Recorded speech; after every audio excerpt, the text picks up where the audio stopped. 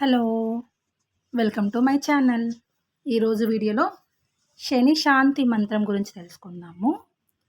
ప్రతి శనివారం ఈ మంత్రాన్ని పఠిస్తే శని బాధలు కలగవు. ఈ మంత్రం వెనుక ఉన్న పురాణ గాథ ఇలా ఉంది.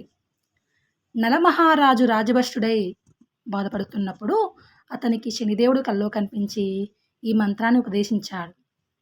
ఈ మంత్రాన్ని పఠించిన నలమహారాజుకు తిరిగి పూర్వ వైభవం కలిగింది. ఆ మంత్రం ఏంటంటే, క్రోడం నీలాంచన ప్రఖ్యం నీలవర్ణ సమర్చసం ఛాయామార్తండ సంభూతం నమస్యామి శనైశ్చరం.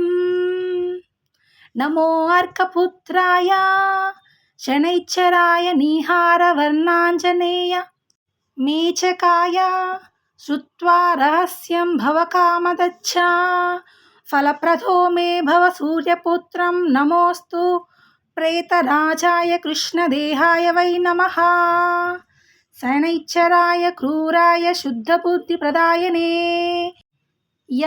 ఏభిర్నాభిః స్తౌతి తస్య తుష్టా భవామ్యహం మదీయం తు భయం తస్య స్వప్నేపి న భవిష్యతి.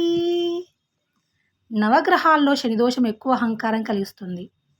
శనిదోషం నుండి బయటపడేందుకు పైన ఉదహరించిన క్రోడం నీలాంజన ప్రభ్యం అనే శ్లోకాన్ని 11 సార్లు జపించి తర్వాత ఈ క్రింది శ్లోకాన్ని 11 సార్లు జపించాలి. శన్యారిష్టేతు సంప్రాప్తే శని పూజాంచ కారయేత్ శని ధ్యానం ప్రవక్ష్యామి ప్రాణ పీడోపశాంతయే. ఈ 2 శ్లోకాలను స్మరించడంతో పాటు నవగ్రహాలకు తైలాభిషేకం చేయాలి. ఇలా చేయడం వల్ల శని దోష బాధలకు వెంటనే సత్ఫలితం కలిగిస్తుంది. అంతే అండి ఈ శ్లోకం.